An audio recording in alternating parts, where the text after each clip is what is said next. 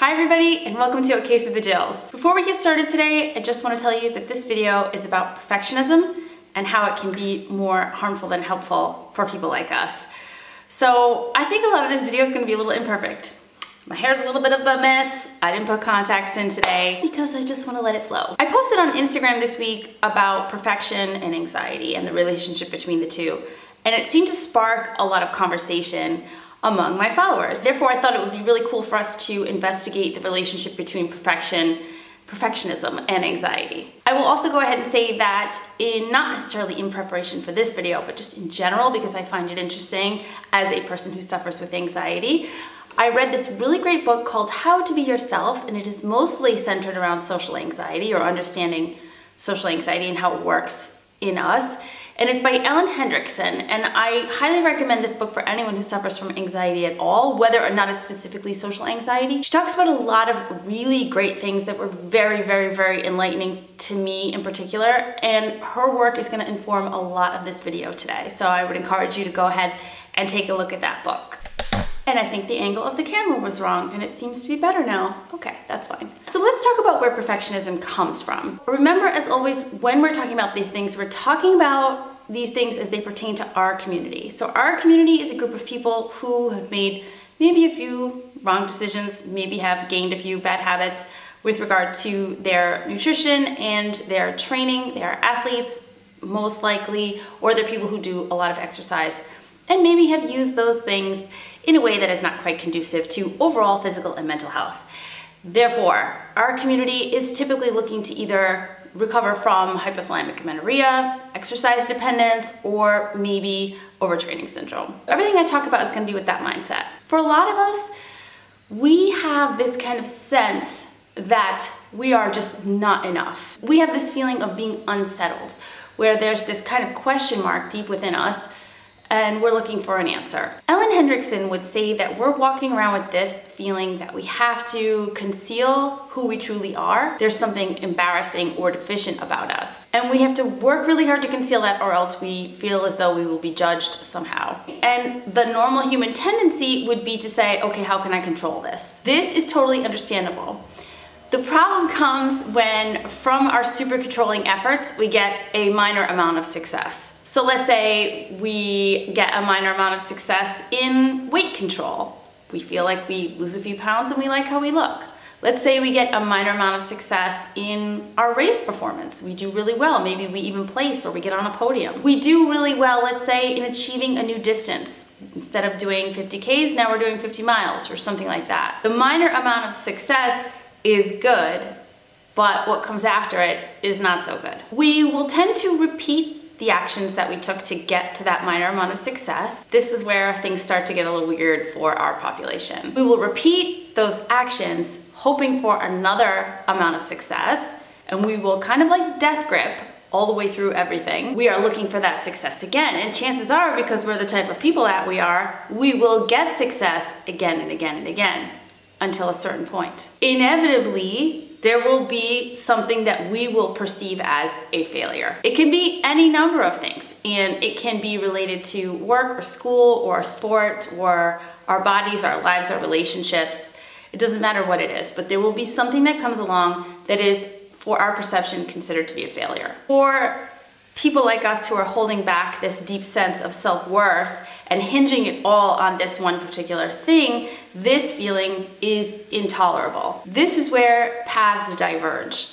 There's one of two options. One is to accept the failure, realize that you can't win them all, learn, grow from it, maybe regroup, and try another direction. The other path, I'm sorry to tell you, is a little more normal for our community, which is we freak out, we say, I'm never gonna let this happen again. This is making me feel literally sick, physically and mentally. I cannot let this happen again. I have to hold even more tightly to the things that I was doing to create success. Now we have gotten to a point where we effectively have anxiety about the thing that we thought was preventing us from feeling anxiety. I think you can see how this becomes really, really problematic. People like us in our community, once we decide that this feeling is intolerable and we would literally do anything to never feel it again, what do? We try harder. We pull tighter on the reins. We lock everything down, tighten things up. This is where you hear people say things like, oh, I've got to tighten up my diet, or I've got to lock down my training, or I've got to start, using an app to track things. Use Strava every time I'm out running or exercising because I want to make sure I'm hitting my numbers every time. We might make different choices when we're buying food. We might refuse to buy the things that we really enjoy because we don't want to enjoy things too much. We might absolutely exclude high calorie items or high carbohydrate items from our pantry because we're in this kind of crisis mode. We might absolutely tighten up our schedule. Maybe we'll do things like, I have to be in bed by 9 o'clock every night so I can get up early to run. I'm not going out with my friends this weekend because I have to make sure I'm training every day.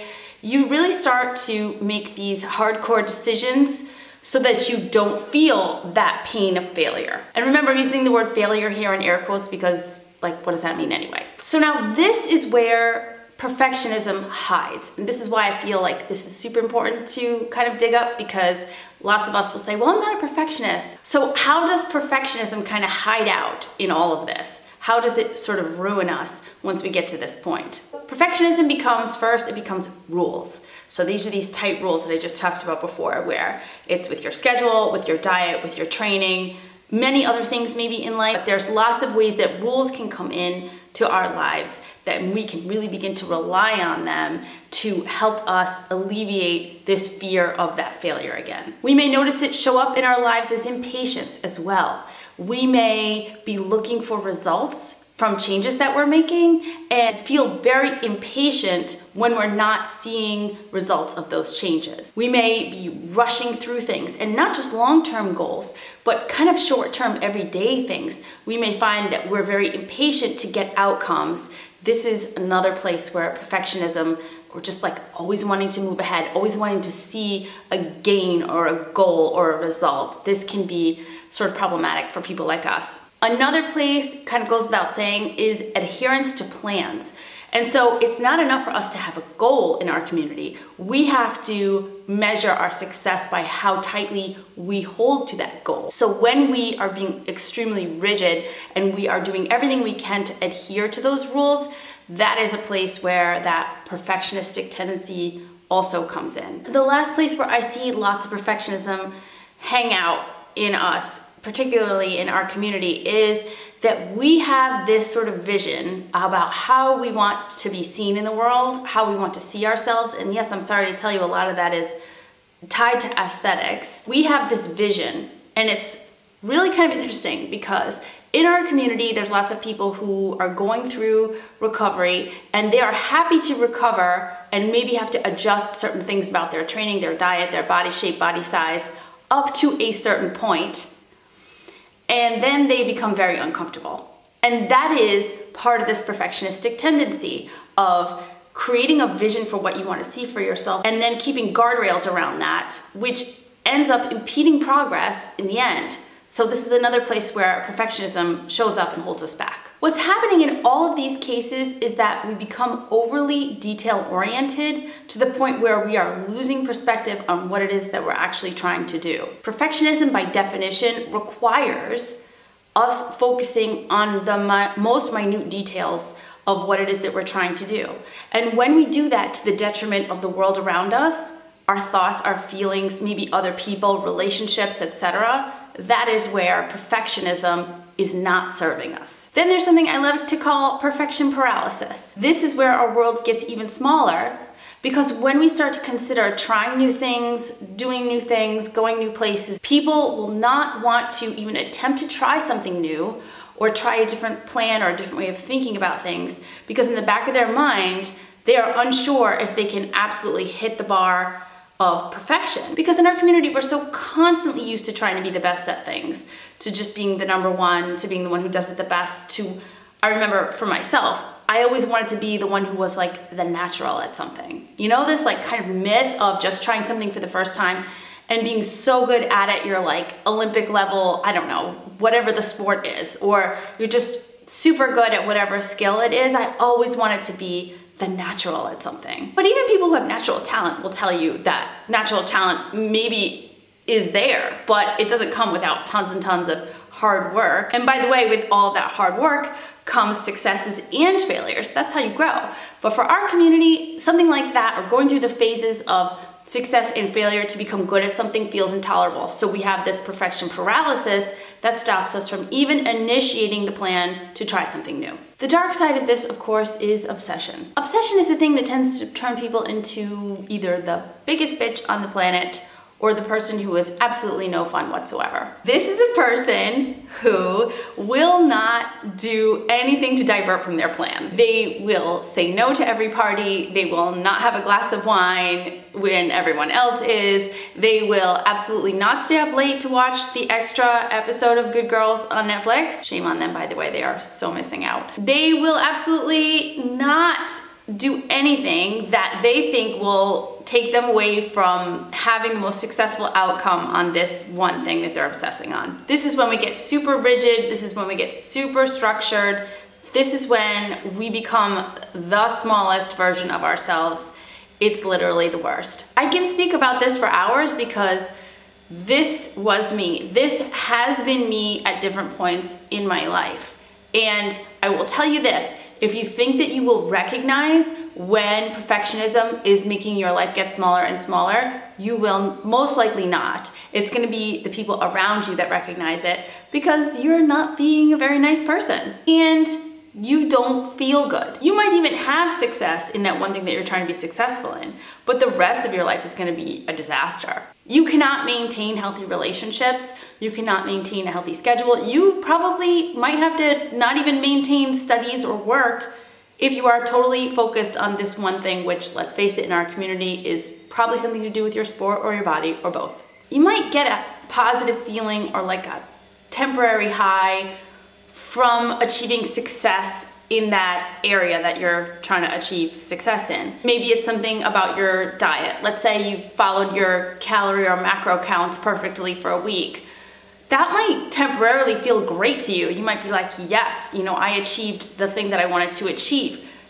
But if you pull back and look, what is the rest of your life doing? Did you achieve success in any other area of your life? By holding fast to that goal of being perfect with your diet that week, did you become a better person? Did you achieve good things at your work, with your friends, with your family, in your life? Were you able to be an open person, a caring person? Were you happy? Were you bitchy?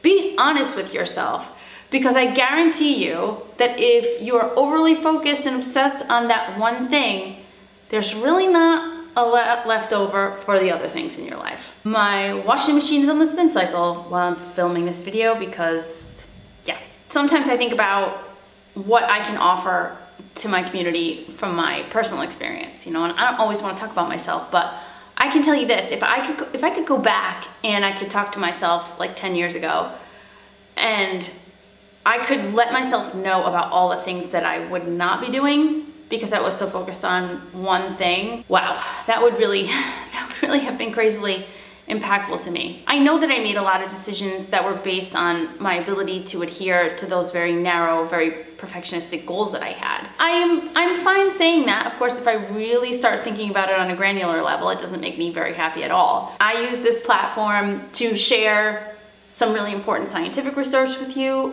I also use this platform to tell you from person to person, don't do what I did. Don't be like I was. Your world should not be getting smaller. It should be getting bigger.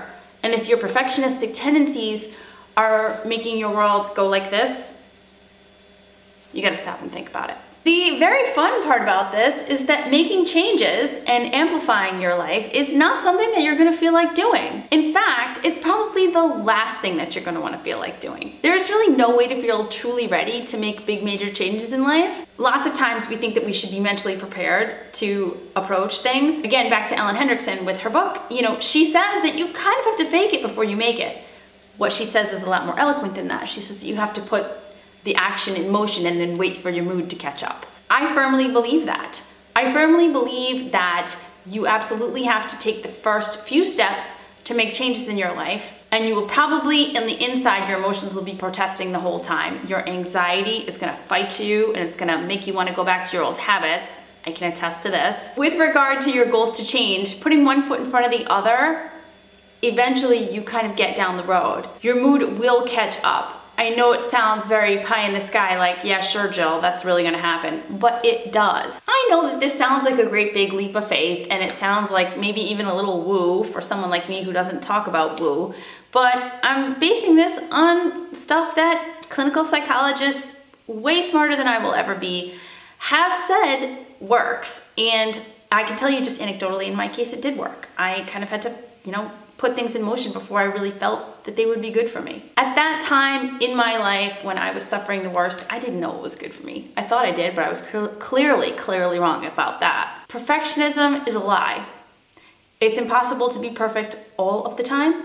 And if you are hinging all of your coping skills on trying to be perfect, you are by definition not going to be. I'm not going to give you any trite like Hallmark card kind of like quotes about loving yourself and all that blah blah blah, but I am going to talk more next week about how to deal with successes and failures as they come in something called a growth mindset. So let's look forward to that. In the meantime, we are living in a really crappy time. I miss my parents to heck. I have not seen them since last October, and I don't know when I will see them again. And that's like the least of it, because I know that a lot of you are suffering in a lot of different ways. So please, in the midst of all of this, remember that additional pressure, additional desire to be perfect is not going to help. I would encourage you to do a little bit of thinking about the ways in which your life has become smaller, not bigger, and how you are in the world to people in your life with this whole perfectionistic thing on top of your head, and also how you treat yourself with the perfectionistic mindset. Like, think of those things because it's important. The whole idea is to live a fuller life, not a tinier one. Please be kind to yourself and to the people around you, wherever you are. Be safe, wash your hands, wear a mask. We will get through this. Thanks for watching this week. Take care.